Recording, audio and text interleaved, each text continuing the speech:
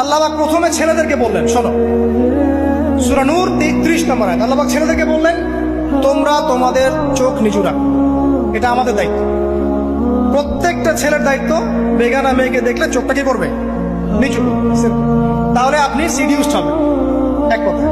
2 number, আল্লাহ পাক আমাদেরকে বললেন, তোমরা তোমাদের লজ্জাস্থানকে হেফাজত করো। কাদেরকে? আমাদেরকে, মানে ছেলেদেরকে।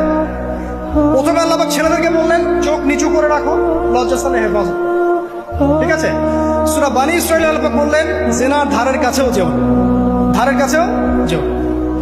আল্লাহ পাক আরো বললেন, যদি কেউ জিনা করে ফেলে, সূরা নূরে, তাহলে তাকে 100টা বেত্রাঘাত করতে হবে। কয়টা? 100টা, এবং 1 বছরের জন্য তাকে বহিষ্কার করতে হবে। আল্লাহ পাক শাস্তিও দিলেন, শুধু তাত্ত্বিক বিধান দেন নাই, শাস্তিও দিয়েছেন। কারণ শুধু তাত্ত্বিক বিধান দিয়ে হবে? আমি যদি ওয়াজ করে বেড়াই, ভাই মদ খায় না, মদ খায় না, কোনো শাস্তি না অ্যাপ্লাই করি, তাহলে কি মদ ছাড়বে মানুষ? আমরা যদি বলি হত্যা করা মহাপাপ, মহাপাপ, দুর্নীতি করা মহাপাপ, মানুষ দুর্নীতি ছাড়বে? ছাড়বে না, যতক্ষণ না শাস্তি নিশ্চিত করা যাচ্ছে।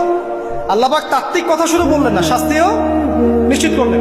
তারপর আল্লাহ পাক আরো বললেন, যদি বিবাহিত কোনো ব্যক্তি ব্যভিচার করে, তাহলে তাকে রজম করতে হবে, মাটিতে পুঁতে তাকে পাথর নিক্ষেপ করে হত্যা করে। ঠিক আছে? শাস্তি। এরপরে দেখেন আল্লাহ পাক মেয়েদেরকে বলছিলেন, মেয়েদেরকে বলছেন, তোমরা মূলত ঘরে থাকো, যদি বাইরের পরিবেশ তোমাদের অনুকূলে না থাকে, তোমরা ঘরে অবস্থান করো। ওয়াকরনা ফি বুয়ুতিকুন্না ওয়ালা তাবাররুজনা তাবাররুজাল জাহিলিয়াতিল উলা। তোমরা মূলত ঘরে থাকো। জাহিলি যুগে মেয়েরা যেভাবে নিজেদেরকে প্রদর্শন করে বেড়াতো, এই কাজটা তোমরা করো না।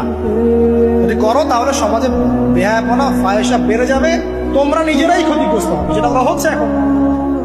আচ্ছা, এরপর আল্লাহ পাক আরো বললেন, হে নবী, আপনি আপনার স্ত্রী এবং মুমিন নারীদেরকে বলেন, তারা যদি বাহিরে যায় যেন জিলবাব দিয়ে তাদের পুরো বক্ষ দেশটাকে ঢেকে নেয়। তাহলে পোশাকের সংস্কৃতির শেকড় কোত্থেকে শিখবো? আমি কোত্থেকে শিখবো?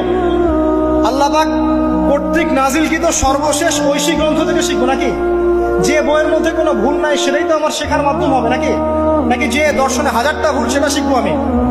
আল্লাহ পাক এখানে বলছেন, মুমিন নারীদেরকে বলো, বাইরে গেলে পরে তারা যেন জিলবাব দিয়ে, কাপড় দিয়ে সুন্দর করে বক্ষদেশ এবং ঢেকে রাখে। বোরখার কথা এখানে নাই শব্দে। ঠিক আছে? ঢেকে রাখা ঢিলে ঢালা পোশাকের কথা এসেছে।